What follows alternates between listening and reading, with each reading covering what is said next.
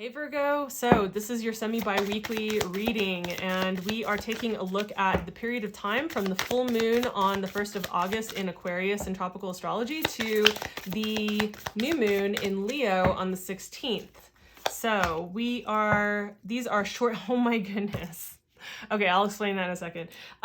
We are looking at this period of time where the moon is waning, right? So like every month, obviously there's astrology happening that is maybe supportive or more challenging in any part of any given month. But the thing that we can count on, just like the sun coming up and setting every single day, is that during this approximate 2-week period of time, there is a waning energy, and we can either work with that or work against it. So we can be paddling upstream or not, right? And so when the new moon comes, even if it's not a great new moon to like quote unquote manifest or plant your seeds or intentions, it's still going to have the undercurrent of waxing energy, which is building. So this is the waning energy. So what we're looking at is how can you best utilize the energy for this period of time, right? How can you take advantage of, work with the energy during this period, right?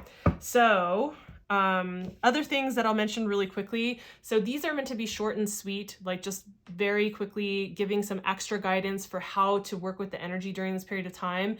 However, because this is happening at the beginning of the month, I also just put out the monthly videos. And so those are more extensive. We look at like how the month progresses, challenges, spiritual advice, all of that. So those are bigger or longer videos. And so if you want to see like how this fits into the overall big picture, like in the context of the month, you might want to check that out.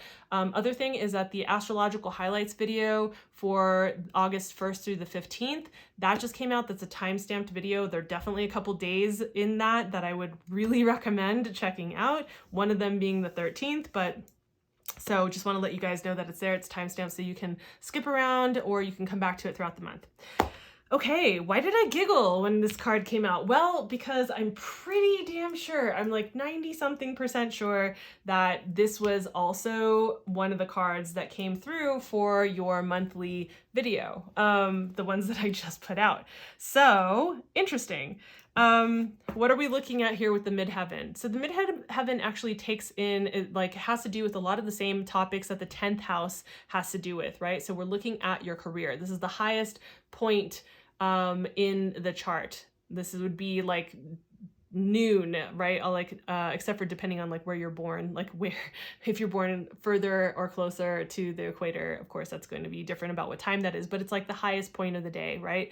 So we're looking at the pinnacle, what we're reaching towards as like the highest point in our purpose, our career, right? So this is the area of life that we're taking a look at. And within this, there is, again, fitting it into this waning energy. This would be a time to look at what, like doing an inventory of this area of your life with regard to like your purpose, your career path, right? What is no longer working, right? What kinds of habits or projects or things of that nature. Now, because we're in a Venus retrograde, I think we can actually layer that on top of this as well and say, you know, creatively speaking, what kinds of like, are there any things that are up for review that you can do inventory around that are like, you know, maybe there's like certain ways of being creative that were working for you, but are kind of like, it's not really working anymore.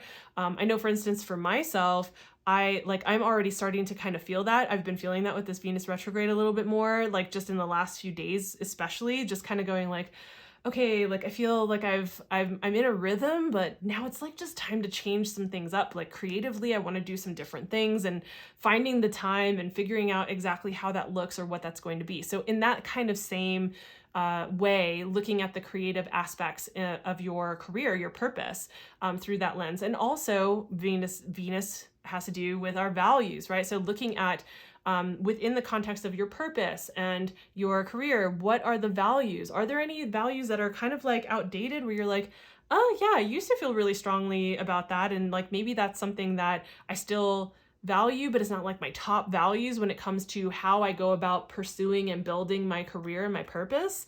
So looking at that, and also looking at the relationships that you have, right? The harmonious relationships, again, with the Venus retrograde, looking at doing inventory around like, how are those working, you know? So this is, again, you know, we're looking at, let's say that you have a company and you have people that are working like under that umbrella with you, and maybe certain things are just like not working out. They haven't been working for a while. You're like, this just is like not, it's not one of their strengths or whatever it is.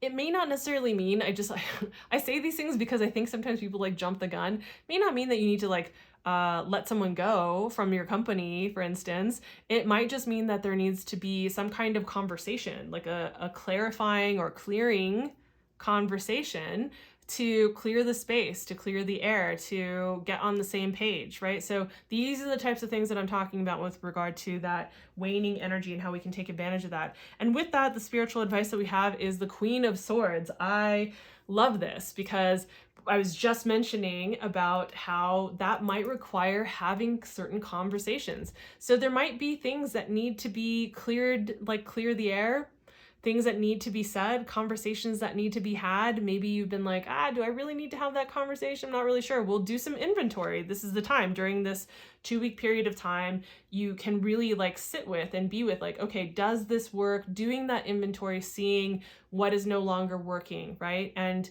then having those conversations. Make sure with the Queen of Swords, she's talking about staying true to yourself, right? Being true to yourself and being in alignment with what is so for you now, what is true for you now, and be in integrity with that, right? And be conscientious about your impact with other people, right? So her words can be really cutting if she's not careful. So you want to be conscious about having conversations in the most tactful, diplomatic, compassionately honest way that you can, right? And so that's what's coming through here. So that's what I see for you, Virgo.